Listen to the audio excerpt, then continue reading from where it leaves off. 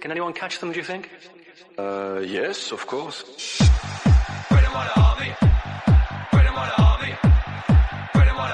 Yeah, unbelievable. We didn't expect that. Hi everyone, welcome to another episode of this FPL podcast. Wow. Okay, FPL podcast from the Away Gunners podcast. So, Ellen, we've got our resident expert in the house. Hi, Ellen, how are you? Hi, Picasso. I hope the weather is good there, like 2 minutes. Rains here. No, it's rains here too. It seems to be the trend everywhere. But we know how to survive rains, right? So that's fine. But Ellen, so we will start this episode as soon as possible because people have been asking us about the leaders and the game week results and stuff like that.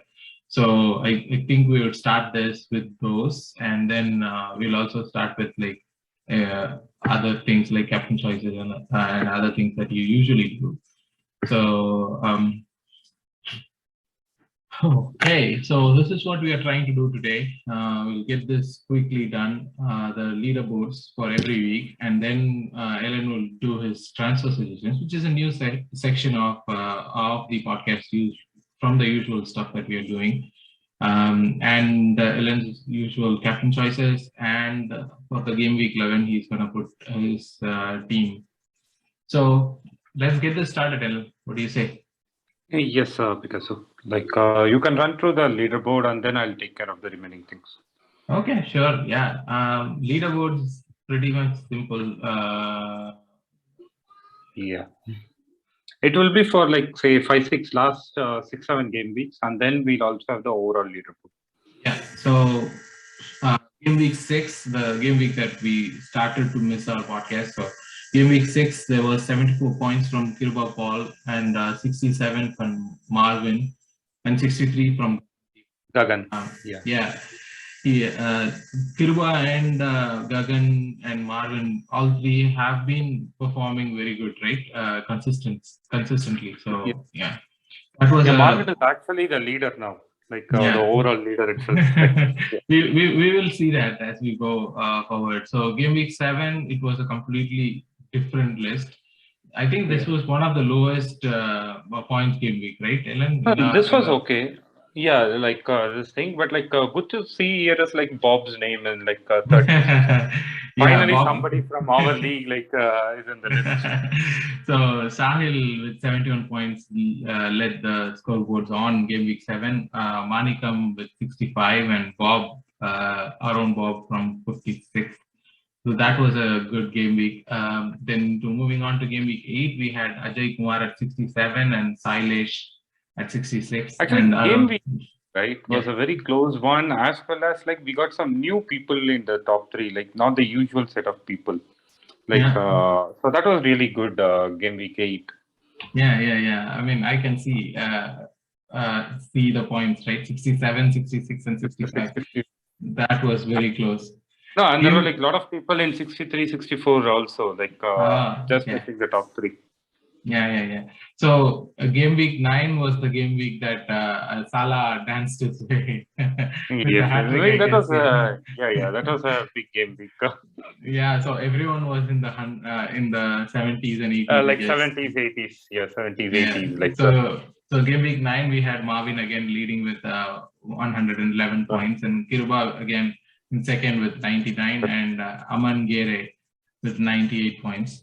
And game week 10 was Marvin again with the low scoring one. I saw that was a low scoring one actually. Yeah. Marvin, a lot of people was in 30s and 40s. Like so 60 was actually a good score that game week. But still, it was a very close game week for the top 3. Marvin with 61 and Sahil and Yash with 60. And game week 11, that was last game week, right? Yes. No. Last game week was game week 12. This was like the game week before that. Yeah. Tanmay with 72 and Eben again with 72. So that was a tied one. And the third place was kind of a far off with 66. Ilavarsan Bhaskar did it with his losers 7. Game week 12 was last week with Marvin with 92 and Deepak with 87 and Satish with 85. So overall, This one, right? Like last game week, it was like Satish was supposed to be second, and like all of a sudden, Deepak came out of nowhere and he came to second. But good thing, like if you see the last few weeks, right? Like our podcast guys, like Aben, Deepak, they have also started spending more time here, and that is seen here the output too. We are going to get shouted as like you are trying to push your guys up the points or something like that. No. This FPL is like a common one, right? Everybody can see everybody's team, so not a issue. Yeah. So, but then, like, even though our guys are getting good points, like the overall position, right? Like, it's not for our guys. Yeah. So yeah, the top three overall positions were like now Marvin leads with 819 points. That's a very massive lead right there. And Satish Vasant with 791 points and Ilavasan Bhaskar with 770. That's a very not a very close race, but it can change. It can change in a couple of game weeks, but we can see the drift. Like we can see how things are happening. So yeah, right now. And if Satish team name, right, is what that is trending after Liverpool thing. In a different spelling, yeah. Yeah. And bench points, Venkatesh Kumar with 132 and Bob with 122 and Yash with 112. This is going in it's like a very close fight. Like the lead is like 5 points sometimes, and then like other person makes it as like 10, like increases it, and then again the other person catches up. This is actually a close fight happening every week. Like when I try to see the trend. Bench points, they should be actually like sad about it, but again, but like they are getting a prize this time, right? So they should be happy. They should be. But that's the scoreboard, guys. So we would be moving on with our regular stuff, our new stuff actually. So Ellen, do you want to go ahead with this transfer suggestion that you're adding this week? Yes.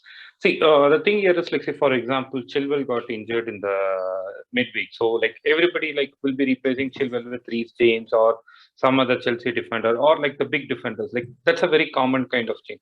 I'm not trying to say that kind of common changes because people will know whom to bring in and those kind of. Say, for example, if I say Salah to be brought in, everybody knows that. So I'm not going to give that kind of a suggestion. But there are other people whom, like, say, we will need, say, a 5 million defender or, like, say, a cheap forward. For that, right, like I'm going to give suggestions and I'm going to say the reason why I'm giving that suggestion also. Mm-hmm. That is mainly this. So every game week when they do a transfer, right, like this will help them out. Okay. So the first thing here is like for a defender, right? Like since Chilwell is injured, like I've gone with the defender first. Like Regulian, like is a defender like who has flourished under Conte. After Conte came into Spurs, right? Like he has maximum attacking stat, like along with Kane. Yeah. So he's playing as a wing back and like he's into more attacks now. So and with Conte, right, you know there will be defensive stability. And Spurs fixtures are also good. So there are more chances for Regulian to get both defensive and offensive points. So that's why like I'm suggesting him. And then Benteke, like he used to be really good in the past. After that, like there was a drop in his performance like for a lot of years. And like nobody used to take him. But now under Vieira, right, like he has like 4 goals under 5 starts. And if you take his other stats, right, like say shots on target or like positioning more inside the box. So that kind of thing, right? Actually, he's the best in the Premier League now. Mm-hmm. No other person is like leading those stats like after he started playing under Vieira and regular starting. Even Salah is like behind him only. So that's why I'm suggesting him as a cheap forward. I've also got few other cheap forward. Other person is like Joe King. If you see him right under Claudia Ranieri, he is like contributing like big time in both goals and assists. So like for 5.6, right? Like because see, we all know the big strikers. But this time, right, like strikers is an area where like not many points are got. So we have to find these hidden gems. So that is the reason why I'm gone for Josh King. Bernardo Silva maybe is an odd one out here because many people might already have him.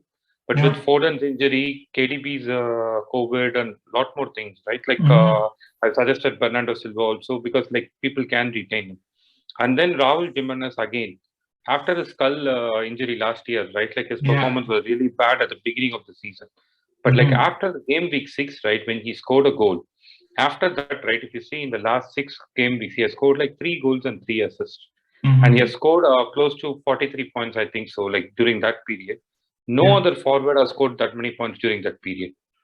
So, and Wolves' fixtures are also really good going forward. So that is again another reason why I've suggested it. So these are all like not common transfers which people will make, but these transfers will add more value to the team. Probably Reguilon would be a common one because I see that a lot of people are kind of beginning to see what he is doing. Because But Josh King and Benteke are definitely something that I wouldn't think of right now. But Benteke is really surprising that he has got like 4 goals in 5 starts. But again, I don't follow Crystal Palace that much, so that might be the reason that I'm missing out on this gem. No, again, in Crystal Palace, when you think, right, you always think of Gallagher. Yeah, Because he's Gallagher, like much more. Yeah. Zaha, Gallagher, those are the people that we would be thinking of. But yeah, Yes. this is good. This is good. Yeah, I mean, Raul Jimenez is a good pick, but I still feel that he's a little bit Raul expensive. Jimenez, Reguilon, right? Few people will still take. See, 7.8 for a striker is still cheap. Because any other striker you go, they all will be like 9-10 range. Yeah. So 7.8 is like, say, the other guy who will be in that range will be Antonio. But other than that, right, you will either see them in 6 range or in like about 10 range. Like say Vardy is 10.2. Ronaldo and others are all Kane kind of people. They are all about 12. So for a striker, right, 7.8 is like really good price. Okay. So let's move ahead with the captain's choice. Yes. Okay. This time also, right? This time also, right? The Salah will be the clear winner. Like, and again, so Southampton, right? He has already scored 7 goals and 2 assists so far. In like has 8 he not games. Scored against any team? Lot of teams he hasn't scored. See, for example, if you take Jota, right? Like last week I missed it out actually. Jota regularly scores against Arsenal. Yeah. So there are some people like Drogba, right? In the old when it is Arsenal, you can definitely believe like he'll score. See, such kind of things. But the thing here is, Mane doesn't have the same kind of record against Southampton, but Salah has it. And TAA, if you see, right, out of the 8 games he has played against them, he has kept 5 clean sheets. And then, like, he has also had 2 assists during this period. See, I'm not taking form into consideration. If you take form also, both Salah and TAA are your number 1 and number 2 choice.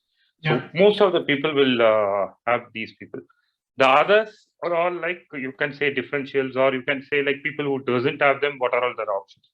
And then like I took like Spurs because they play against Burnley. So I took them like assuming like they will do good. And I found out like Kane, right? Like from 2018, actually the 2017, 2018, the second game from that, he has always scored against Burnley. Okay. Not even missed one game. Like all the games, like wherever he has played against them, he has scored goals. Same with Son for the last 2 years. He has either scored or assisted. So if you have them, you can have them as captain. Cancelo, right? Like they are playing against West Ham, or else like I would have put him at a higher level. But since they are playing against West Ham, like it's a tough fixture. But if you see his current form, right? Like his offensive, like is really good. And then like if they keep a clean sheet also, right? He gets huge bonus points. Like he gets 3 bonus points most of the time. So that is why I've given Cancelo. And Gallagher, Benteke again for the same reason. They are playing against an easier option, as well as both of them are in form. And Jimenez, right, as I said in the last, like his current form is good. And they are also playing against Norwich, who is expected to concede goals. Reguilon, for the same reason, whatever we discussed for Kane and Son. And recently, since he has attacking stat more, like he has a possibility for both clean sheet and this thing.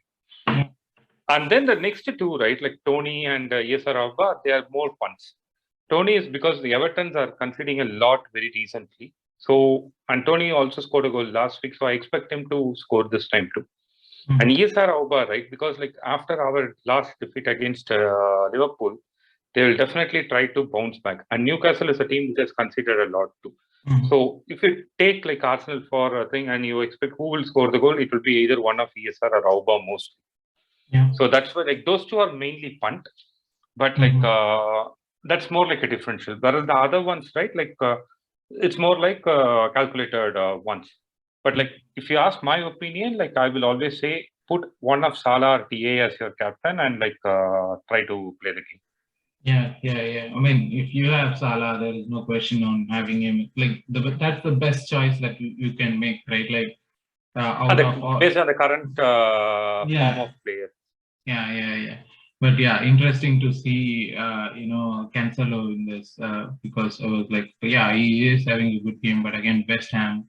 So West Ham might come in with something to stop No, but like even like if City. you take the last two games, right? He has closed, including the bonus points. He has, I think, about 25 points in those two games alone. Okay. Because they Yeah. keep clean sheets, they get their assist and everything. Yeah. This is a perfectly fine example, but yeah, I'm just thinking like because of West Ham, Cancelo might be, Yeah, but yeah, that's again. right. That's right. That's why I said like I put him at a lower level, and like Mhm. and that's why I'm not suggesting him. Like I'm suggesting one of TAA and Salah. But again, right, But for again, me, there's a catch here. There's a yeah. catch here. Mhm. Southampton, right? Like they kept a clean sheet against City. Yeah. Recently, they are doing really well against the big teams. It was 0-0 that game. Yeah. So that's a catch here. Yeah. We'll see. I hope that happens. you know, I just want the world to burn. Okay, so That's true. moving ahead with the team, let's Yeah, the start this free up with hit the team. team. Free Yeah, the team. free hit team. Like if somebody wants to use the free chip, they can use this team for this week. See, since like as I said, like Southampton, like if you take Trent Alexander record, like in the last 8 games, they had 5 clean sheets. So I've gone with a double up of Allison and Alexander Arnold, the goalkeeper, and so they get the clean sheet points. And then like Salah, like the Yeah. three Liverpool people I can take. And then like Cancelo and Reguilon, like as we discussed in the captain choice itself, like they were like automatic. Yeah. I've gone for Reece James. The reason is like see, Chelsea and United is a tough game for Chelsea, but like James is at a level now like where he will help offensively whenever he starts. He has done something, Yeah. so that's why I've gone with him as like this thing. See, normally it might not be a clean sheet one, but I still expect him to get a good point for this game week. So that's the difference. And with respect to the attackers, right, like Gallagher, again, for the same reason, good fixtures and then based on good form. And then, like, I've gone for Smith Rowe because, like, I expect Arsenal to bounce back against Newcastle. Even though this will be the first game for Eddie Howe to manage, generally teams, when they play with a new manager in their first game, they tend to do well. But still, Yeah. I've gone with Smith Rowe in my mind. And then, like based on the price available, I've gone for Bernardo. Bernardo with Foden's Foden as well as like Grealish being Yeah. doubtful, and KDB just got like COVID, so I don't expect him to be back this game week. So I expect Bernardo to continue playing, so that's why I've gone with Bernardo. And then the forwards, like I've gone for Kane and Jimenez for the reasons I said during the captain choice and the transfer choices. The only It's a surprise was very with straightforward. yeah, the only Yeah, surprise for me is with Bernardo because the thing is like he might start, and that is a very strong possibility that he will start. But again, it is West Ham, and we know what West Ham have been doing in the last couple of weeks. So that is the See, but only. again, this is just for this game week, right? And like, see, if you take, like, say, for example, in this price range, right, you will have very few people. Say, for example, if I want to take Son or Mane, I cannot take it. Yeah. Diego Jota was like 7.5. So some people, right, instead of Bernardo, they can get Jota. But they cannot get it in this team. The reason being, like, we already have 3 Liverpool players, Alisson, Alexander Arnold, and Salah. So they cannot get in Jota. So you have that catch there.